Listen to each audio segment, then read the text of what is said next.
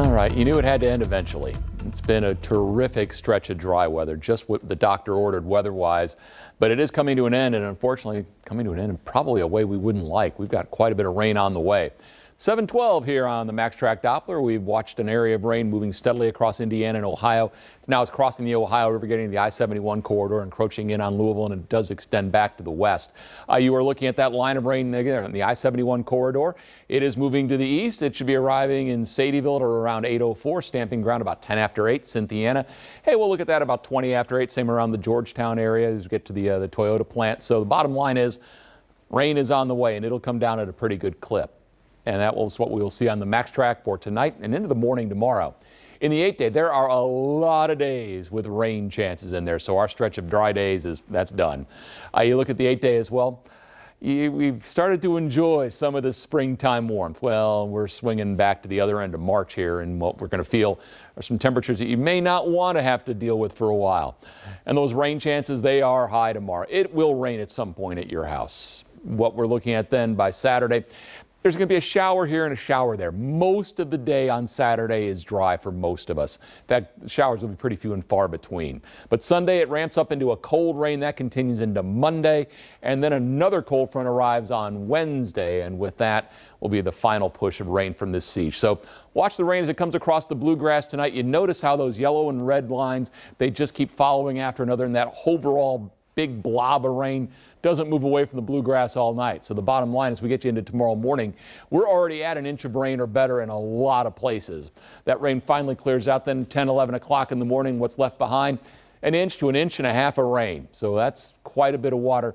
We've had a chance to recover, so the big river system should be okay. Small streams, if it comes down hard and you get a couple of cells following one after the other, there could be some issues, but I think that's going to be really the big exception and not the rule with this. Same idea in eastern Kentucky. We're watching these waves of rain going through during the course of the night tonight. Overall, that big area of rain doesn't move a whole lot. As we get you to tomorrow morning, it's still raining. You look to areas that saw the flooding around Irvin, where at this point we're around 2/3 of an inch. More as you get north up toward Flemingsburg, and by the time this all wraps up then tomorrow, latter part of the morning, we're around an inch in a whole lot of places, including Irvin. So again, hopefully it does not lead to any further problems. As we look to the southeastern Kentucky, most of the night, not much goes on. Fairly quiet. There's your big slug of rain tomorrow morning. But then as we continue through the morning, that drops southward. But the overall amounts are going to be significantly less in southeastern Kentucky, although Beattyville, again, one of those places hit hard. We may end up with close to an inch of rain. Same around Boonville, about 6/10, but again, lesser amounts you look to the far southeast. And in the lakes, same idea. You get one passage of showers during the evening. Okay, get rid of that. Most of the night ends up being dry, but there's your big area of rain. As we watch that sink southward, these numbers go up, but again, not the huge numbers that you're seeing just up to the north, but still a quarter to a half inch for most. Pretty good numbers. And then we put more rain on top of it Sunday going into Monday and the middle of next week. So we could see 1 to 3 inches of rain on top of the water we've already had to endure from this month. Boy, it is still nice and warm out there. It's been windy too.